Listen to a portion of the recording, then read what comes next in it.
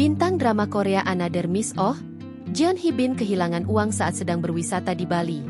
Jeon Hee Bin membagikan kisahnya itu melalui Instagram, memperingatkan sesama wisatawan di Bali setelah kehilangan 15 juta won, atau sekitar 177,6 juta rupiah. Pada tanggal 2 Oktober 2025, KST, aktris tersebut mengunggah peta Ubud, Bali, di media sosialnya, dengan tulisan, "Harap berhati-hati.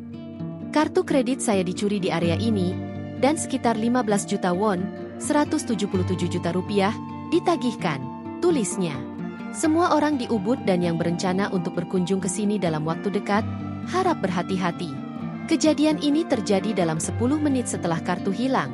Lanjutnya, sebelumnya, Jeon Hee Bin menyampaikan bahwa ia sedang berlibur di Indonesia bersama anak dan suaminya yang seorang dokter gigi.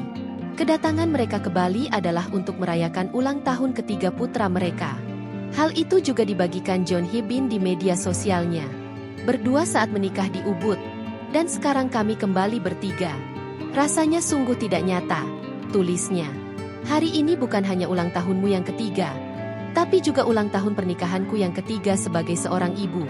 Hari yang begitu istimewa," tulis Jeon Hee Bin. Jeon Hee Bin diketahui menikah dengan suaminya di Bali pada 7 Desember 2019.